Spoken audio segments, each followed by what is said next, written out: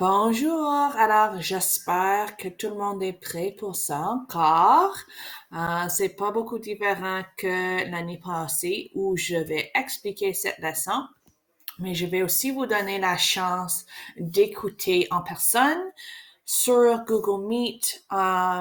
Chaque journée, tu vas avoir cette chance. Alors, souvenir de ça. Mais aujourd'hui, on va commencer avec les types d'interactions. Ça, c'est le science qu'on va faire ici. Et on a déjà parlé à propos de c'est quoi une interaction. Alors aujourd'hui, on va classifier plus les différents types d'interactions entre les espèces. Alors, on a la compétition et des individus de la même espèce ou d'espèces différentes peuvent être en compétition. Ça veut dire que, comme tu peux voir dans la première photo ici, il y a deux kangourous qui sont en compétition ensemble. Et la même chose ici, on a deux prédateurs qui sont au-dessus d'une proie et il y a une compétition pour qui peut le manger. Alors, toutes les différentes espèces sont en train d'essayer de trouver la nourriture, un partenaire pour faire la reproduction, une place pour avoir une maison. Il y a seulement une certaine amont de ça dans un écosystème. Alors, la compétition, c'est quand deux espèces, ça peut être la même ou différente, se bataillent pour l'espace, pour la nourriture, pour un partenaire.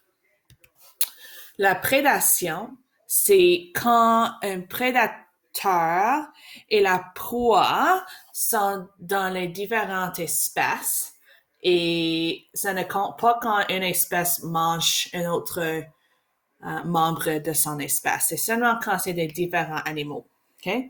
On appelle le prédateur ce qui mange et le proie est ce qui est mangé. Alors, tous les organismes doivent se nourrir, mais quand une espèce mange une autre, ça c'est la prédation.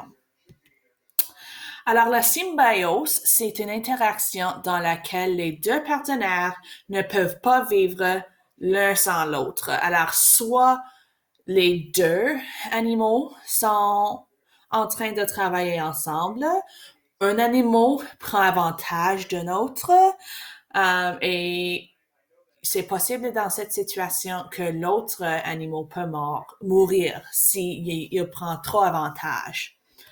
Alors, on a le mutualisme et c'est une interaction quand les deux partenaires ont un avantage. Alors, c'est bon pour les deux. Ça, c'est le mutualisme. C'est comme le mot mutual en anglais. Ça veut dire que les deux travaillent ensemble. Les deux ont un avantage. Alors, on a des exemples ici. Tu vas voir le fourmi ici qui mange les champignons.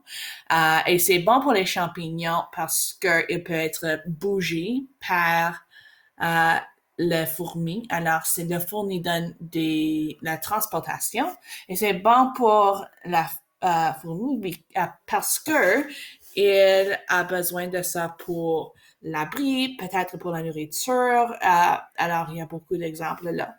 Puis, on a une zèbre et un petit oiseau qui s'appelle quelque chose à bœuf. C'est quelque chose à bœuf. Ben, le oiseau-là mange les petits insectes qui sont sur le pot de la zèbre et ça lui aide parce que il mange quelque chose, il a la nourriture. Puis la zèbre est content parce que les choses qui sont pas bonnes pour son pot est enlevées. Okay? Et la même chose avec le papillon ici et la fleur parce que le papillon mange de la fleur et en train de faire ça, partage les propriétés de son pour que le plant peut pousser quelque part d'autre. Le commensalisme, c'est une interaction où un animal a quelque chose de bon qui arrive, mais l'autre, il n'y a pas beaucoup de différence dans sa vie. Alors, par exemple, on a une tortue ici, et les tortues de mer, les tortues de mer sont une forme de transportation pour beaucoup de petits organismes. Tu peux voir des exemples ici. Alors, le tortue fait ce qu'il fait. Il ne change pas son journée, mais les petits organismes s'attachent pour qu'ils puissent avoir la transportation. Puis, on a ici le poisson de clown. Il est ici dans l'aménum. Et c'est bon pour le poisson de clown parce qu'il a l'abri et il n'y a pas une grande différence pour l'anénum.